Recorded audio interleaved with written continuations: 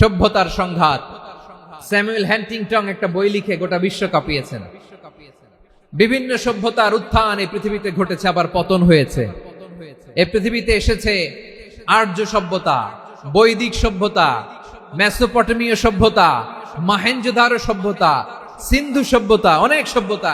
এখন চলতেছে পাশ্চাত্যের ডোমিনেশন, তারা এখন সুপার পাওয়ার। স্যামুয়েল হান্টিংটন বলে এক সভ্যতা, এক সুপার পাওয়ার বেশি দিন প্রভাব খাটাতে পারে না। এই পাশ্চাত্যের এই সভ্যতারও একদিন কবর রচিত হবে, এটাও একদিন নিচে নামতে বাধ্য হবে। এরপরে এমন এক সভ্যতা দাঁড়াবে যে সভ্যতার পতাকার মধ্যে থাকবে লেখা লা ইলাহা ইল্লাল্লাহ। ওই সভ্যতার পতন পৃথিবীর কেউ করতে পারবে না। চিল্লায় বলেন ঠিক কিনা? সেটাই হচ্ছে ইসলাম। নাহনু কওমুন আ'আজ্জানাল্লাহু বিল ইসলাম। আমরা এমন জাতি যে জাতিকে ইসলাম দিয়ে সম্মানিত করেছে কে? ইসলাম।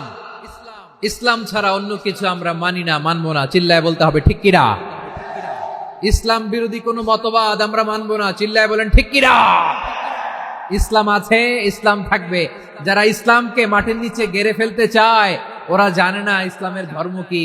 ইসলাম চারা বীজের মতো, ইসলামকে জমিনের ভিতরে গেড়ে দিতে চাইলে এটা শাখা প্রশাখা নিয়ে আসমানের দিকে, উপরের দিকে উঠে যায়। চিল্লায় বলেন ঠিক কিনা? এজন্য আল্লাহর হাবিব বলেন ৬টি মৌলিক কর্মসূচির সারমর্ম হলো ইসলাম। আওয়াজ করে বলেন তো কয়টি? হাদিসে জিবরিলে সাইয়েদনা জিবরিল আলাইহিস সালাম বিশ্বনবীকে বললেন, ও নবী আপনি বলেন তো ইসলাম কি?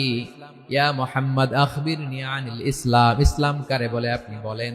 আল্লাহর হাবিব বললেন, আল ইসলামু আন তাশহাদা আন লা ইলাহা ইল্লাল্লাহ ওয়া আন্না মুহাম্মাদার রাসূলুল্লাহ ওয়া তুকিমাস সালাতা ওয়া তুতিয়াজ যাকাতা ওয়া তাসুমা রমাদানা ওয়া তাহুজ্জাল বাইতা মান ইসতাতাআ ইলাইহি সাবিলা।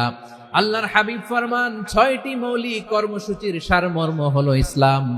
এক হলো তুমি সাক্ষী দিবা আল্লাহ ছাড়া কোনো ইলাহ নাই, মুহাম্মদ ছাড়া রাসূল নাই, তিনি আমাদের রাসূল।